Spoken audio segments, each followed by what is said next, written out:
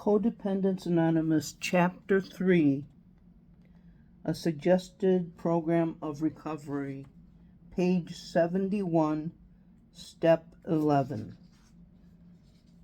Sought through prayer and meditation to improve our conscious contact with God as we understood God, praying only for knowledge of God's will for us and the power to carry that out. Sought through prayer and meditation to improve our conscious contact with God as we understood God. In the beginning, some of us needed direction. We weren't clear where prayer left off and meditation began. It was explained to us that prayer was talking to God. Meditation was listening for God's guidance. How we choose to meditate and pray would be an individual decision, because our conscious contact with God would be continually improving. Our methods might change as we grew spiritually. Praying only for knowledge of God's will for us and the power to carry that out. Just as each of us had to take our own inventory, request that our own character defects be removed, and make our own amends, so we learned that the purpose of the 11th step suggested we improve our bond with God. Excerpt from Step 11 in the Code 12 Steps Handbook. Step 11 guides us as we grow and evolve in our spiritual program, remembering that codependence is a spiritual dilemma is crucial to our recovery. Through our codependent behaviors, we made people, places, and things our gods, giving them importance and power. To avoid the possibility of returning to our former codependent ways, we must pursue a greater relationship with our higher power on a daily basis. By the time we reach Step 11, many of us have learned or reaffirmed that we are not alone. We may never have experienced a relationship with God, or we may have avoided our higher power through our codependence, but God has always been there for us. Throughout our step work, we have been renewing or establishing a relationship with God. As in any fulfilling relationship, if we want a strong and healthy relationship with God, we must devote time and attention to it. We find this is best accomplished through daily prayer and meditation. For some of us, praying on a daily basis is a new experience. Some of us have many years of practice. Before recovery, many of us who prayed often wondered why things weren't changing or we were getting worse. The answer is obvious. Either we weren't listening for answers, or we were unwilling to carry out the answers we were given. Most of us understand prayer simply to be our way of communicating with God. Some of us follow the guidelines and specific prayers of our religious or spiritual organizations. Those of us who have no religious affiliations may find help from the experiences shared by our sponsor and recovery friends. If we are still unsure how to pray effectively, asking God directly to teach us will surely bring us what we need. As with all learned things, if we speak from the heart and practice daily, we will develop our own personal, unique, and effective communication with God. If we previously expressed our codependence in our communications with others, it is reasonable to think we would continue these behaviors in communicating with God now and then. As subtle as codependence can be, we must be on guard for this even in our prayers. Praying only for God's will for us may be difficult. It means we must be willing to let go of others and trust the outcome for their lives and ours to God. Some of us, often without noticing, try to control the outcome of situations in our lives and others through our prayers because of our fears or other feelings. We have learned in recovery that we aren't in charge of others' lives, nor will we benefit from trying to control God's will. To continue on our spiritual path, we must release our control to God. Each of us is different. We come from varying backgrounds and have distinct life circumstances. God's will for one may not be the same as God's will for another. When we seem led to pray for others, asking for God's love, will and the highest good is usually sufficient. Our lives become much simpler when we emotionally and spiritually let go, pray only for God's will for us, the power to carry that out, ask God to guide us and direct us through our day, and trust the outcome of ours and others' circumstances to our higher power's care. In our relationship with God, meditation is our way of listening for God's will and experiencing God's presence. Some say we pray through our words. We listen with our hearts. To hear with our hearts, we must step out of our fast-paced daily activities, quiet ourselves, and focus our attention on God as we understand God. To aid the quieting of our internal dialogues, some of us use music. Some of us rely upon physical and mental disciplines, and some of us simply sit quietly, close our eyes, and allow our thoughts to rest. There are many forms of meditation. Finding one that fulfills our needs may take a little time. Whatever form, it's important to allow ourselves to feel a heartfelt and spiritual connectedness with our higher power.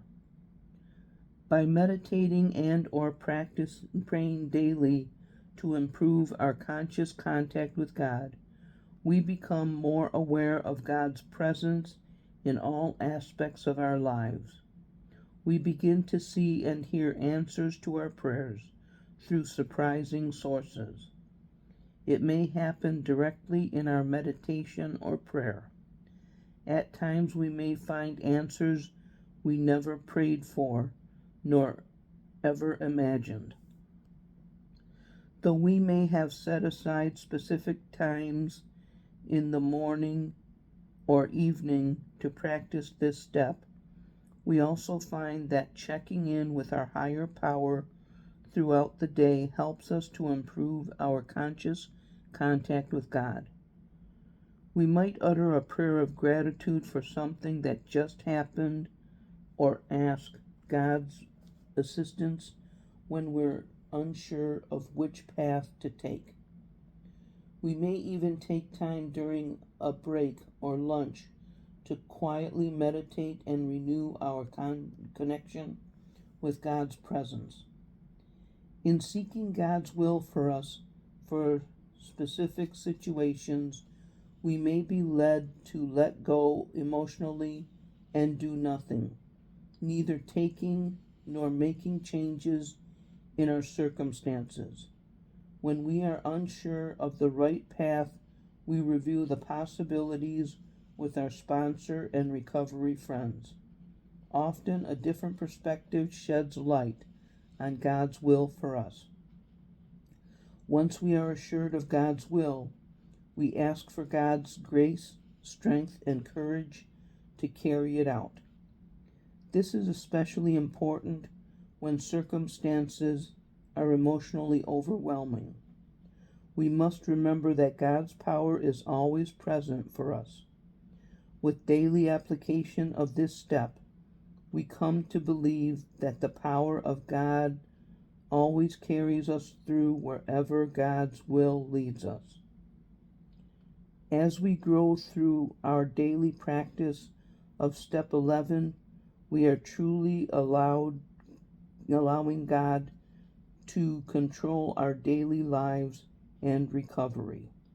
Our fears decrease, and we come to trust that all we need to meet each day is provided for by our higher power. Our strength and spiritual empowerment grow more present in all our relationships. Our faith in God is continually renewed as we watch God's miracles unfold in our lives. Our spirit progressively comes to know peace and well-being. With our daily practice of trusting and strengthening our relationship with God in place, it is time to begin passing on to others all that we have been given in our recovery. Step 12 shows us the way. Step 12. Having had a spiritual awakening as the result of these steps, we tried to carry this message to other codependents and to practice these principles in all our affairs. Having had a spiritual awakening as a result of these steps, the first words of this step were often glossed over in our eagerness to carry the message. Upon reflection, however, we could see that these words described the very foundation of our recovery. We came to understand that as a result of putting the 12 steps to work in our lives, we were transformed, and that no matter what we believed about ourselves, as long as we put these steps into practice and into action, the result would be our spiritual awakening. We tried to carry this message to other codependents. By living this program one day at a time, we became the message we had hoped to carry.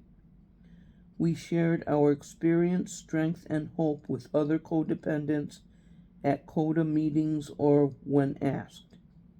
It was our process, what we did, rather than our personality, that was the message. The way we carried it was by being where we could share it with other people and practice these principles in all our affairs. The final phrase in this step reminded us that we could not separate our spirituality from the rest of our lives. The principles embodied in the 12 steps and 12 traditions were not the private domain of CODA meeting rooms. They were meant to be practiced in all our affairs. Excerpt from Step 12 in the CODA 12 Steps Handbook. Many of us come to our first meeting of Codependence Anonymous with the hope that we can find help. We hear other CODA members talk about their experience, strength, and hope in working the steps. We see the transformation that has happened in their lives and hear how they handle situations now that previously paralyzed them. We hear of their trust in their higher power, how they walk through their fears, hurts, and anger believing that God will see them through. We hear of the spiritual principles found in Coda and how Coda is a spiritual program. Some of us wonder what they mean by spiritual principles and spiritual program. Not realizing it, we are about to embark on a journey of spiritual transformation. Now, 11 steps and 1,000,000 miles later, we're embracing Step 12 of the program of Codependence Anonymous. In completing these 12 steps, we come to understand the meaning of spirituality in our lives. Some say spirituality is how we allow our higher power to be expressed through us. Some say it is an expression of our own spiritual nature. Through our recovery, many of us believe it is both. However we define it, we now know it is a vital power which has helped us to sustain life, to heal, grow, and become healthy human beings. Each of us experiences spiritual awakenings by completing the first 11 steps. Some of us call it change in progress. Each step of the way, the spiritual doors of our being open more, and we experience a conscious awakening and a greater awareness of God, our own spirit and spiritual nature. It is the process of enlightenment, illuminating the greater truth of life, God and God's way. As a result, we become more consciously aware of ourselves and the physical life in which we live. We see God and our spiritual way of life with all its dimensions through new and different eyes. We understand living, codependence, and recovery with greater spiritual depth and wisdom. If we had been searching for a spiritual awakening, we probably wouldn't have found it. It is by product of our work. As we concentrate on our immediate task of living our life day to day, we trust that God will continue healing and changing our spirits. Spiritual awakening brings greater responsibility.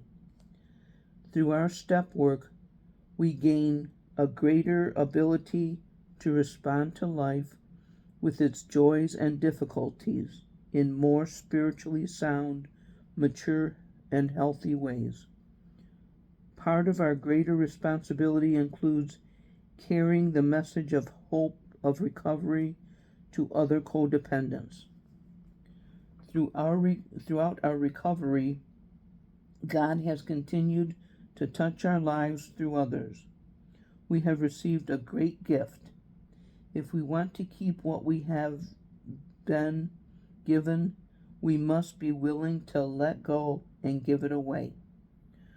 We are vessels for God's love and healing energy. We must try to pour out our gift of recovery and pass it on to others. We become the message, the experience, strength, and hope of recovery. Through our own enlightenment, we become God's light, a beacon for those who still suffer. Service work is what we call giving what's been given to us. Someone else in Coda may have reached out to us long before we became a member. Someone else paid the rent, opened the door, made coffee, and prepared the meeting room. Many people share their experience, strength, and hope through sponsorship, individual sharing, and in meetings. They have touched our hearts in many ways. Many have been of service in Coda, organizational work, so that Coda continues to be available to us. Each experience a way of carrying the message. In applying this step to our recovery program, we see it is time to decide how we will carry the message of recovery to others. We determine in what ways we will pass on what we have been given. It's important to explore our feelings about being of service. Do we avoid this part of the program? Do we tend to jump in when others won't? Do we attempt to use this part of our program to exercise a desire to be in control or find ourselves trying to fix others? If our motives in this area are codependent bound, practicing these principles in all our affairs is our guide to a greater purpose in carrying our message. We carry our message to other codependents in many ways. First and foremost, we do so through the attraction that we provide by practicing these principles in all our affairs. We offer ourselves to whatever level of service work we seem led. From the individual CODA meeting to CODA's international organization. Whenever possible, we offer no hesitation when asked to chair a meeting, to share our experience, strength, and hope, or to help organize a meeting or other CODA event. Organizational service work is so important that the next chapter of this book is devoted to this message. In other areas, we make ourselves available. When appropriate, we reach out to both the newcomer and experienced member with understanding, compassion, and care. We share our joys and triumphs, struggles and hurts, experiences and hopes of recovery. When it is right for us, we make ourselves available in sponsorship to others. Our own sponsor and recovery friends can help us with this decision. There is no greater satisfaction than seeing God working through us to support the recovery of other codependents and watching them become all that God intended. Both inside and outside of CODA, we find no need for promotion, banners, or streamers. Like a bee naturally drawn to honey, the quiet humility of our experience, strength, and hope usually draws the newcomer, experienced member, and non-member who may need what we have been given. Our job is to share our story with them, invite them to a meeting, and be available to them in healthy ways. As we continue to give to others what God has given to us, we continue to receive greater gifts, and our recovery becomes an exciting and rewarding journey of spiritual fulfillment. We gain a balance of all life's experiences, from joy and delight to sorrow and loss. We no longer live life in the extremes. We allow ourselves to become more open to God's continuing miracles and spiritual transformation.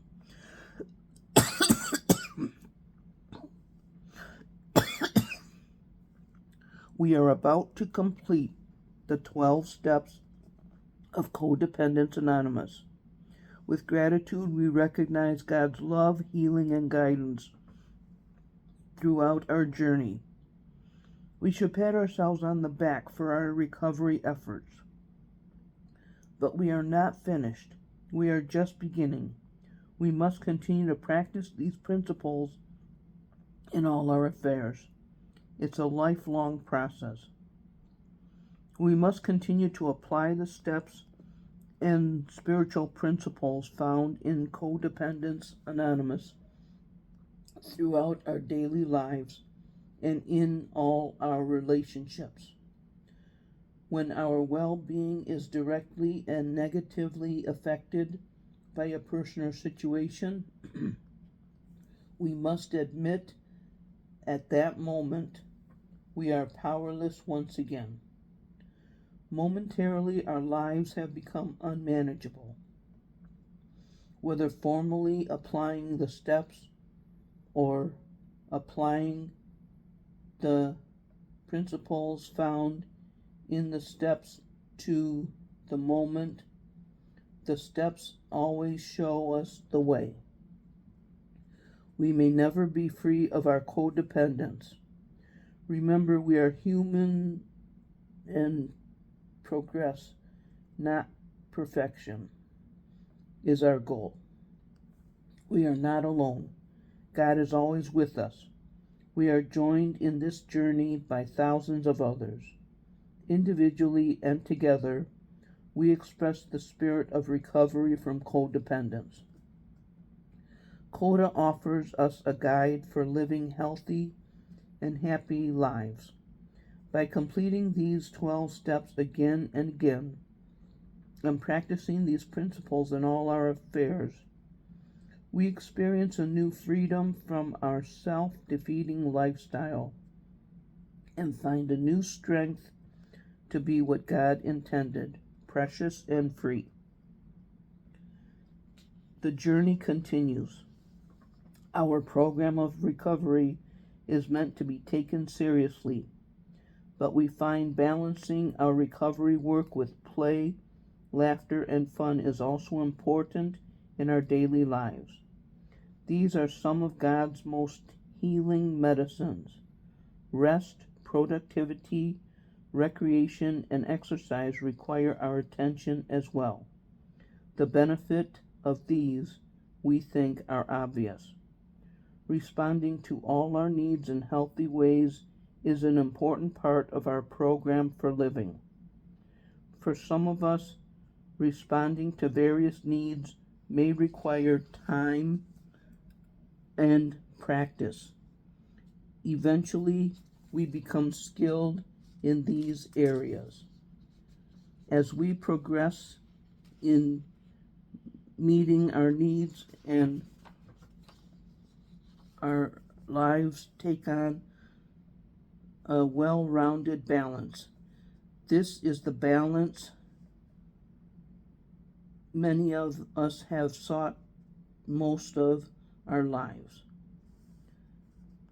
Through God's abundant love and the spiritual principles of our program and our willingness to be rigorously honest in continuing our recovery to the best of our ability, we will come to know a new sense of belonging. We will begin to trust and believe in ourselves and that the healing of our past is possible. We'll no longer be controlled by fear and shame. We will find we are able to respond to life's challenges with courage, integrity, and dignity. Others will no longer be our gods. We will experience a new love and acceptance of ourselves and others. We will become capable of developing and maintaining healthy and loving relationships, and we will learn that it is possible for our families to mend and become more loving and intimate. We will come to know that we are each a unique creation of a loving higher power, born with beauty, value, and worth. And we will progressively experience spiritual strength and serenity in our daily lives. Some of us question if all this is just too much to hope for. Many of us on this journey do experience the fulfillment of these promises in our lives if we work each of the steps to the best of our ability, particularly steps 8 and 9. When we make amends to ourselves and other people we have harmed. We find further hope for our recovery in the promises stated on page 83 and 84 of the book of Alcoholics Anonymous, reprinted with permission. These promises are being fulfilled daily by many recovering alcoholics and codependents. We are going to know a new freedom and a new happiness. We will not regret the past nor wish to shut the door on it. We will comprehend the word serenity and we will know peace. No matter how far down the scale we have gone, we will see how our experience can benefit others. That feeling of uselessness and self-pity will disappear. We will lose interest in selfish things and gain interest in our fellows. Self-seeking will slip away. Our whole attitude and outlook upon life will change. Fear of people and of economic insecurity will leave us. We will intuitively know how to handle situations which used to baffle us. We will suddenly realize that God is doing for us what we could not do for ourselves. Are these extravagant promises? We think not. They are being fulfilled among us, sometimes quickly, sometimes slowly. They will always materialize if we work for them. In Coda, spiritual transformation is our way of life. Being human, we make mistakes. We may have codependent slips from time to time. Remembering this, we approach recovery with love, acceptance, compassion, and care for ourselves and others. We remember that love and codependence cannot coexist. Progress is our goal. We give ourselves to God and ask to be guided throughout every moment of our day. We work our program to the best of our ability and help others recover. In this way, we are the experience, strength, and hope of recovery in Codependence Anonymous.